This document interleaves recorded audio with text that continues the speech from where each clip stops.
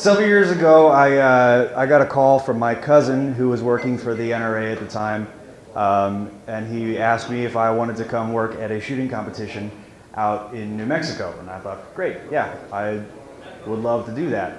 And I did. I went and I spent a month out in New Mexico at a facility called the Whittington Center, which is 13,550 acres of mostly just wilderness with about 800 acres of shooting facility. And the tournament that I was working at was the International Black Powder Target Rifle Championship, which is basically a bunch of crusty old bastards shooting 160-year-old rifles at 1,000 yards with open sights accurately. So, that was entertaining. My job was, for the first 3 weeks of this trip, I was working in what we call the pits. And the pits is this lowered space at the end of the 1,000-yard range where there's a couple shacks, and we spent 15-hour days making targets, which is really satisfying until you realize that all of the work that you're doing, like you're making this pristine target to get a bunch of fucking holes shot through it. And it was a lot of work, and it was long, hard, hot days. We rarely broke for lunch. We hydrated a lot. But then at the end of the day, everybody we would go back and we would just eat ourselves stupid in preparation for the following day. So the competition goes smoothly. Watched 2 world records broken, new ones set. It was a really great experience. And my cousin tells all of us, we're volunteers, paid volunteers, but still volunteers. He said, after all of this, when we get everything put away, I'm going to take you out to a buddy's ranch and treat you to a day of prairie dog shooting. Notice that he said prairie dog shooting and not prairie dog hunting, because hunting implies that they stand a chance. So we went out to southern Colorado and went out to this ranch owned by a guy named Rick, Rancher Rick. Can't make this shit up. And we get there, and I get out, and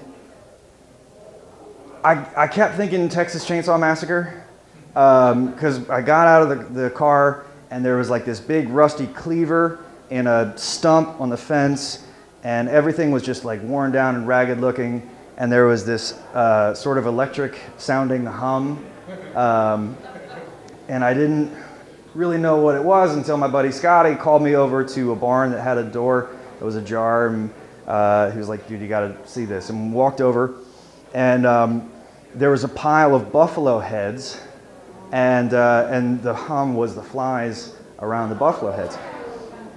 I know, right?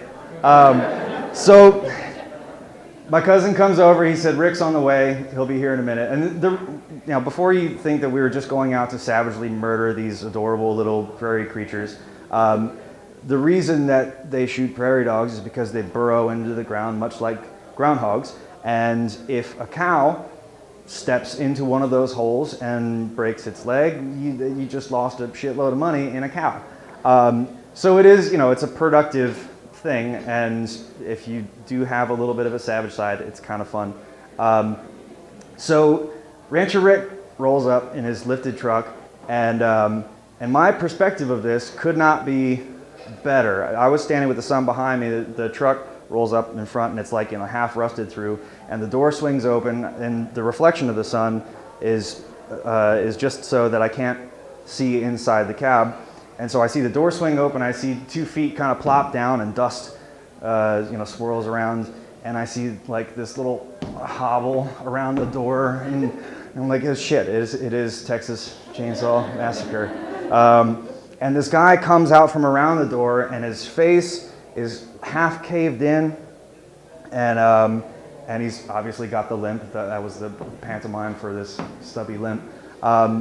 And easily the most terrifying human being I've ever seen in my life. But then we started talking to him, and really interesting guy, and he started showing me pictures in his wallet about, from when he was a strapping young man, and apparently, it could be tall tale. I never really looked it up to confirm this because I want to believe that he was actually the guy that taught John Travolta how to ride a mechanical bull for Urban Cowboy. He was a beautiful man in his day. Long story short, we go out. After meeting this guy and realizing that he does look terrifying, but he was a nice guy, we set up on the rental car, and it was my first time out there, so I had dibs on the first shot. So I'm laying down, and we're looking out about 500 yards away, this big flat area. A bunch of prairie dogs are floating around, and my cousin goes, "All right, pick one." So I picked one, and I sent one off, and it's a far enough away shot that after the rifle recoils, you can get back down and watch the impact. So one prairie dog drops, and they all scatter. And he goes, "Now we wait." I said, "Wait for what?" And he said, "Just hold on." So after a little bit of time, all the prairie dogs kind of slowly come up and go back to where the one was that dropped. And I thought, oh my God, they're trying to help their friend. I feel terrible. And then I realized they were eating him. And it was game on.